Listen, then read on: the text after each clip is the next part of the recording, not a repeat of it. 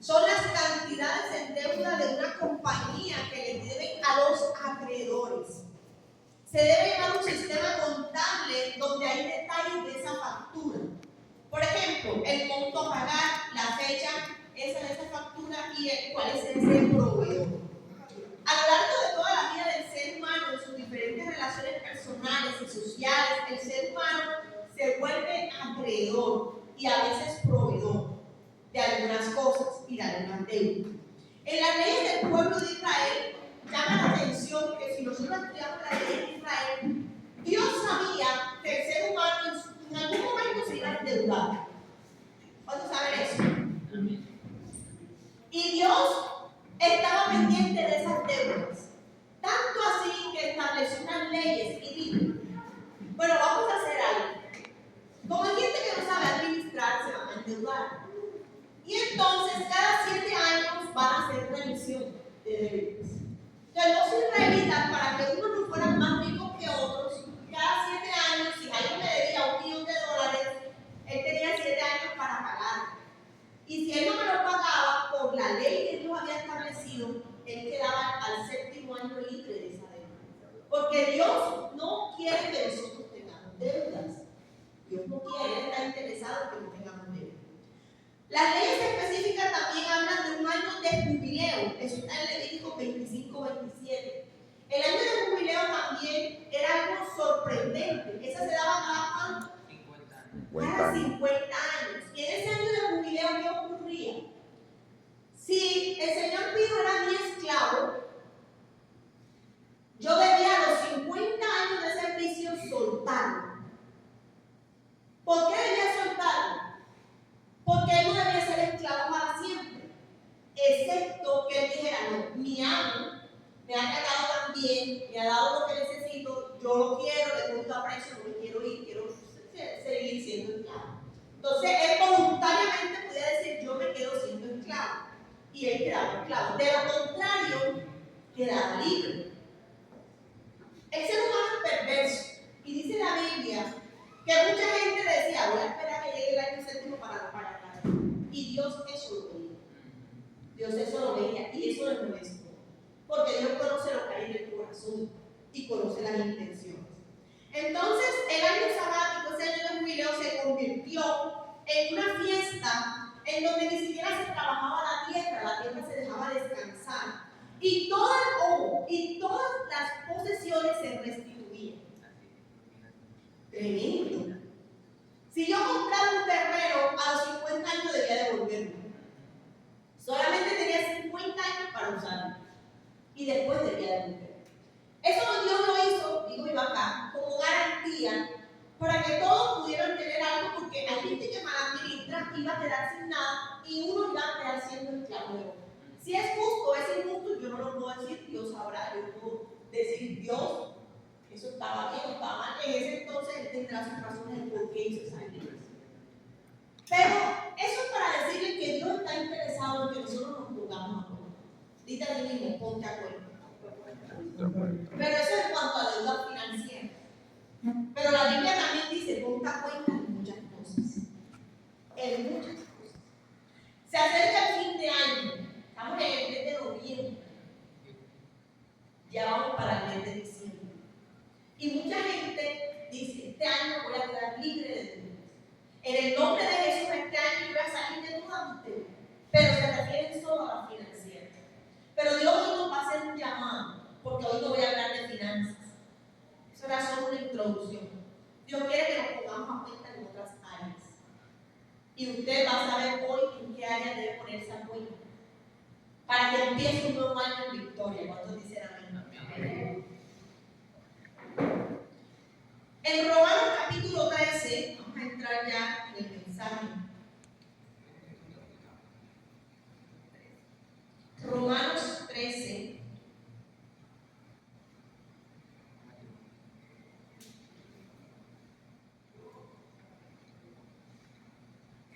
Del 7 al 9.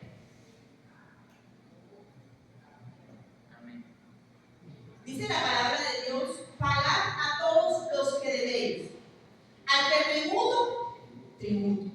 Al que impuesto, impuesto. Pero también cuanto a lo económico. Dice, págale al rey, al presidente en nuestro caso, todos los impuestos que él ponga, hay que pagarlos. Sean caros, sean pocos, sean muchos, la Biblia dice hay que pagarlos. Pero también sigue diciendo, al que respeto. Y al que honra. Y dice, no debáis a nadie nada, sino el amaros unos a otros, porque el que ama al prójimo ha cumplido la ley. Llama la atención que el versículo 8 dice, no debáis a nadie nada, sino el amaros unos a otros. ¿Saben algo? Hay gente que es difícil de amar. Hay gente que es insoportable. Hay gente que hace todo para que uno la odie. Pero la Biblia nos está diciendo, no le debas amor a la gente, a nadie. Tú debes amar, aunque a ti te odien más. Porque a ti te corresponde es amar. Amar no quiere decir que uno deje que la gente pase por encima de uno, porque eso es respeto. Y también la iglesia uno tiene que respetar. Pero ¿saben algo? Dios sabe lo que hay en nuestro corazón y qué es lo que nos está sucediendo. Y si es difícil, pero Dios nos está diciendo, independientemente de todo, tu deber y tu deuda es amar. Hay jefes que provocan que uno no los respete, pero uno no tiene que respetar. Hay gente que es muy lisa, como dice una aquí en Cartagena, son lisos, pero la Biblia dice, tienen que respetar. Si no te salen con insultos, mira, a veces yo voy con mi esposo en el carro y mi esposo va en su vía y el otro, los que manejan lo saben, comete una imprudencia y él le dice vulgaridades a mi esposa, el que comete la imprudencia. Dice mi esposo, ay, mira, tú ves, salió regañado. Hay gente que es difícil, pero Dios nos está diciendo, aunque hay gente que es difícil, tu corazón no puede tener cosas guardadas, porque tu deber es amar. Tanto así que la Biblia dice, ama aún a quienes. El enemigo. El enemigo es alguien que te hace un bien. Jamás. El enemigo es alguien que siempre procura tu mal. El enemigo es alguien que siempre te quiere dañar, que hace todo para que te sientas mal, para destruirte. Pero Dios nos está diciendo, tú tienes que amar a tu enemigo. Está difícil esto. Pero es una deuda que hay que pagar. Al que respeto, al que honra, pero después dice, no debáis a nadie nada, sino amar. Amar. Romanos 12:18, ahí mismo vamos hacia atrás, dice, tenemos que terminar este año sin deuda. Amén. La Biblia dice, el que exhorta en la exhortación, el que reparte con liberalidad, el que preside con solicitud, el que hace, perdón, el 18, Romanos 12:18 dice, si es posible, o sea, Dios sabe que a veces es imposible. Si es posible, en cuanto dependa de ti, Jairo, tienes que estar en paz con la gente. Si es posible, porque a veces es imposible. Pero ¿saben algo? Aunque el otro esté en guerra, tu corazón tiene que estar lleno de paz. Amén. Aunque el otro esté en guerra, tu corazón tiene que estar lleno de paz. Y tiene que estar lleno de amor. Como les digo, esto no quiere decir que te dejes pisotear. Usted sabe cuál es el límite. Aquí no hay ningún límite. Los niños tienen otra clase de límite. Una cosa es poner límites, porque a usted también se le debe el respeto. Pero otra es guardar cosas en el corazón. Quizás tú dices, pero es que yo honro a mi papá, eso está bien. Pero hay quienes no lo hacen. La Biblia dice que al que honra. Usted y yo tenemos que honrar a nuestros padres.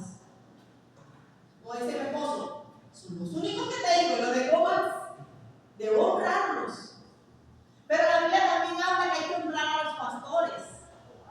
Hay que respetarlos, o no levantar. Eso lo dice la Biblia. Hay que honrar. Pero también dice que hay que honrar al que merece honra, a los ancianos. Y yo les decía en la iglesia donde predicaba el domingo que en China hay una cultura, en Japón, hay una cultura de honra al anciano. Aquí en Cartagena no. Aquí no. Y eso a ellos les ha traído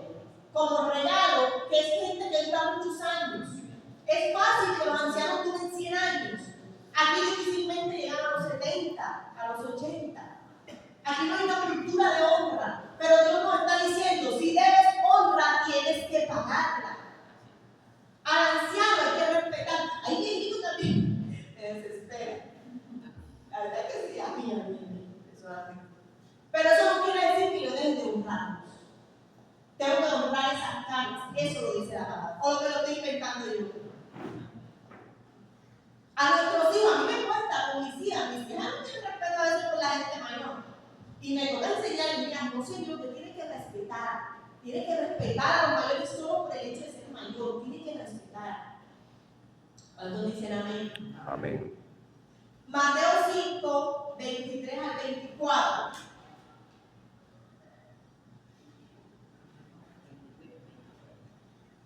Miren lo delicado que es esto. Por tanto, si traes tu ofrenda al altar, todavía no hemos recogido las ofrendas. Pero dice, y allí te acuerdas de que tu hermano tiene algo contra ti, deja ahí que te siga. Reconcíliate primero. Y a veces creemos que estamos bien con Dios porque traemos una ofrenda con un sobre lleno de dinero y de diezmo. Yo estoy bien con Dios porque yo diezmo. Yo estoy bien con Dios porque yo ofrendo. Y resulta que Dios te está diciendo, está en rojo, cuando la letra está en rojo quiere decir que esa palabra la dijo ¿quién? El mismo Jesús. Él dice, ¿saben qué? Si te acuerdas, cada vez que usted coja el sobre, cada vez que usted coja el dinero, tienes que acordarte si debes perdón a alguien. La Biblia dice que si te acuerdas que tu hermano tiene algo contra ti, deja ahí quietecita y reconcíliate primero con tu hermano y entonces ven y presenta tu ofrenda. Eso quiere decir que hay una prioridad, porque dice primero. O sea, ¿qué te está diciendo Dios? A mí me interesa primero que tú estés a paz a que me traigas ofrendas y bien. ¿Me equivoco o estoy en lo correcto? Habla de prioridad. Cuando uno dice primero, segundo, tercero, es orden, prioridad. Vaya, reconcíliese primero y después presente su ofrenda. ¿Cuántas veces hemos presentado ofrenda a Dios de cualquier tipo? De dinero, de predicando, cantando, evangelizando. Y tenemos algo que debimos haber hecho primero. Primero, ves y reconcilia. Como si Dios no supiera que estamos enojados con el vecino. Como si Dios no supiera que tenemos una cuenta por pagar. ¿Cuántos dicen amén? Amén. Mucho amén, mucho más ay. Pero es así. Segunda de Corintios 5:18. Vamos a leer varios textos. Segunda de Corintios 5:18. A Dios no le gustan las deudas. Dice la Biblia que todo esto proviene de Dios, quien nos reconcilió consigo mismo por Cristo y nos dio el ministerio de la reconciliación. Que Dios estaba en Cristo reconciliando consigo al mundo, no tomándole en cuenta una cuenta que tenían pendiente los hombres. ¿Cuál? La cuenta del pecado. Dice, y nos encargó a nosotros la palabra de reconciliación. Había una cuenta por pagar. Era la cuenta de tu pecado y mi pecado. ¿Y sabes qué hizo Jesús? Yo la voy a pagar. Y por eso hoy somos libres. Y por eso hoy ya no somos esclavos del pecado. Porque hubo alguien que pagó esa deuda por ti. En Romanos también habla de lo mismo. O sea, no pueden anotar. Romanos 3:24-25. Habla de que Cristo nos reconcilió consigo mismo. La redención, ¿sabe qué es redención? Redención es que alguien tiene una deuda y yo le pago la deuda. Cristo pagó nuestra deuda, por eso nos dio redención. Nosotros merecemos el castigo, pero Él se llevó el castigo para pagar nuestras deudas. Porque Él no quería que el hombre estuviera en deuda con Dios. Porque no le gustan las deudas. En Efesios 4:32 vuelve el mismo asunto. Efesios 4:32. Dice, antes sed benignos unos con otros. Ahí no dice, con el que se porte bien, con el que te lleve regalos. Ahí no especifica con quiénes, sino que mete a todo el mundo allí. Hay que ser benignos los unos con otros, misericordiosos, perdonándonos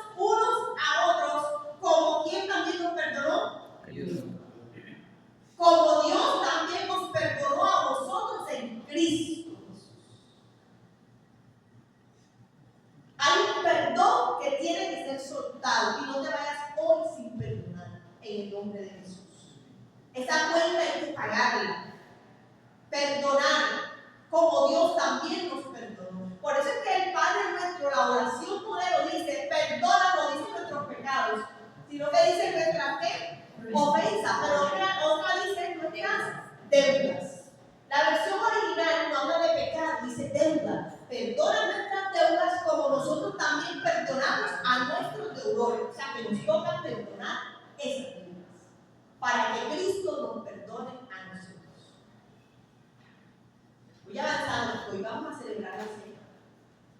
En Daniel capítulo 5, este pasaje, si uno lo lee realmente atentamente, este pasaje da miedo. A mí me da miedo. En Daniel 5, 22 al 28, dice la palabra que había un rey que se llamaba Belsasar. Y ese rey mandó a traer los utensilios de la casa de Dios arbitrariamente. Como decir, bueno, vamos a coger estos parlantes y nos los vamos a llevar con bandidos y chiquinquirá, ya que toque la música mundana. O sea, no tuvo en cuenta la consagración de los instrumentos de la casa de Dios. ¿Y sabe qué le ocurrió a ese rey? Eso es para morirte de miedo. Dice la Biblia que mientras usaba los utensilios de la casa del rey, salió una mano en la pared que empezó a escribir unas letras. Y dice que él estaba tan tembloroso que las rodillas le pegaban la una con la otra y sonaban. Del miedo que te imaginas una mano que saca ahora así de repente escribiendo en la pared. Pero ¿sabe qué decían esas palabras? Mene, tekel, uparsin. ¿Sabe qué dice esa palabra en traducción? Pesado ha sido balanza, es balanza, y fuiste allá. O sea, tienes unas deudas que pagar y no las pagas. No las pagas. ¿Usted recuerda el caso de Amalek? Yo estoy usando a los que conocen la palabra. El caso de Amalek, les hago una introducción. Los amalecitas se le opusieron al pueblo de Israel para pasar por el desierto. Se le opusieron. Y los amalecitas tuvieron que, y el pueblo de Israel tuvo que dar una vuelta por otro lado y caminar más y llegaron al sitio. Cuando llegaron al sitio, ¿saben qué le dijo Dios al pueblo de Israel? Yo tengo una cuenta pendiente allá con los de Amalek. Vayan y mátenlos a todos. Esa cuenta no va a quedar ahí. Eso tiene que cerrarse esa cuenta. Esa cuenta pendiente yo la tengo que pagar. Y destruyeron a todos los amalecitas.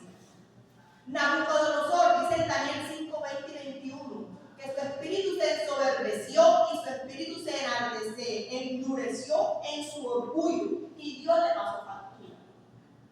Dios le dijo, esa cuenta no te la voy a dejar pasar porque te lo enorgulleciste, no te doblegaste y te voy a demostrar que quien manda aquí soy yo y no tú.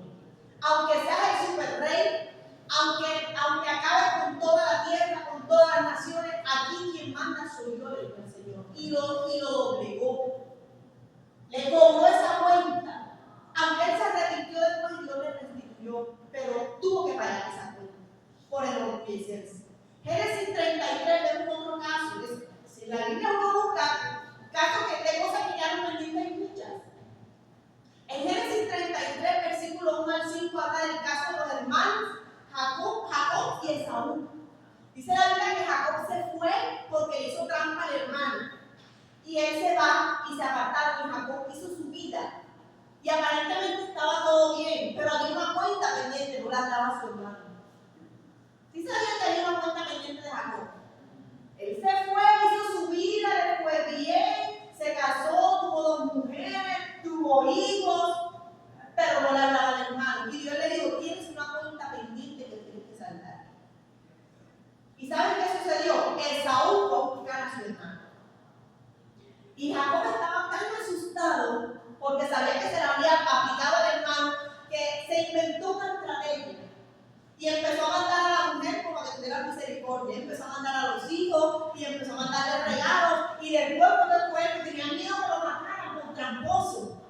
Pero Esaú quería ver a su hermano. Dice la Biblia que apenas lo vio, lo abrazó, le dio un beso. Y esa cuenta se salió. ¿Cuántos dicen amén? Amén. Esa cuenta se salió. Eso está en Génesis capítulo 33, versículo del 1 al 5. Quiero finalizar, no sé qué más tengo aquí, pero una de las cuentas que cada vez que yo escucho una historia, yo lloro literalmente. Yo cada vez que leo esa historia, yo lloro. Es la historia de José. Los hermanos de José lo trataron mal. Los hermanos de José lo maltrataron. Lo vendieron. Se lo llevaron para otro país. Y le dijeron al papá que se había muerto. Lo odiaba. Eso era un odio, ¿sí o no? Vendía a su propio hermano. Y después decir que estaba muerto. Querían saber de él. Y José hizo su vida.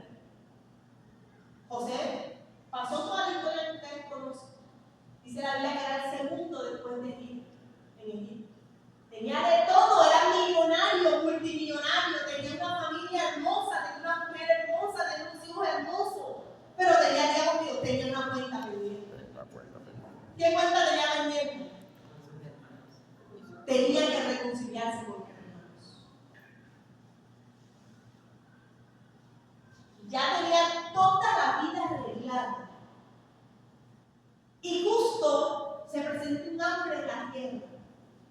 Y José, yo me imagino en ese momento, era el mejor momento de José. Porque Egipto estaba mandando sobre toda la tierra. Porque todos tenían hambre, ellos tenían abundancia. Él estaba feliz porque la estrategia se estaba cumpliendo y se estaba dando. Los negocios le estaban produciendo, el emprendimiento le fue excelente.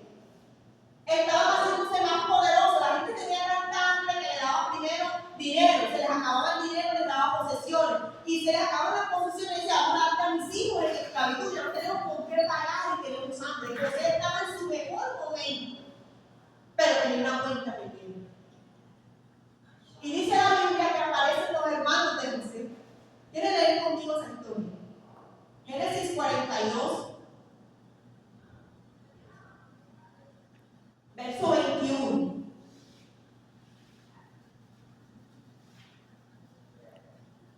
Ahora, no más que José, pero quienes también tenían la deuda, más que José, era quién, los hermanos.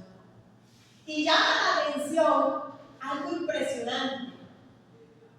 Que cuando ellos se acercan a Egipto por alimentos, miren lo que dice la palabra.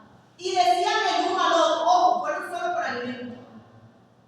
Nada. Ellos hacían a su hermano muerto. Y miren lo que dice. Decían el uno al otro, verdaderamente hemos pecado contra nuestro hermano. ¿Qué tiene que ver José ahí? Ellos tenían eso en el corazón, sabían que tenían un guardado, sabían que tenían una cuenta pendiente. Dice, vimos la angustia de su alma cuando nos rogaba y no le escuchamos, y por eso ha venido sobre nosotros esta angustia. Ellos cargaron todos esos años con esa cuenta pendiente de su hermano José. Hay gente que aquí tiene cuentas pendientes aún con gente muerta. ¿Sabes? Y yo se lo digo porque cuando uno ministra en los encuentros, hay gente que tiene que pedirle perdón a gente que aún está muerta, pero cargan con esa cuenta y tienen que liberarla. ¿Cuántos dicen amén? Amén. Hay gente que tiene carga con gente que está en otros países. Y aunque la persona literalmente no está ahí, tienen que pedir perdón y tienen que soltar, tienen que perdonar para que puedan ser libres y esa cuenta se pueda saldar. Y nos toca a veces a nosotros ser papel de mamá y los hombres papel de papá y decir, haz como si yo fuera tu papá, pídeme perdón. Y tiene la gente que liberarse y decir, yo te perdono, papi. Y son libres, sueltan todas esas ataduras. Y a nosotros nos toca hacer papel de mamá y decir, haz como si yo fuera tu mamá. Y la persona dice, a veces no puede ni pedir perdón aunque la mamá está muerta. No puede. Y tiene uno que tomar el papel, pero tienes que soltar para que seas libre. Y entonces es que no puedo, sí puede, mamá, como si yo fuera tu mamá. Y la persona dice, bueno, mami, yo te perdono porque me abandonaste, porque no me cuidaste. Y la gente suelta y es libre y su cuenta se paga. Suelta esa cuenta en el nombre de Jesús. En Génesis 43 sigue el caso de José, versículo 29 y 30.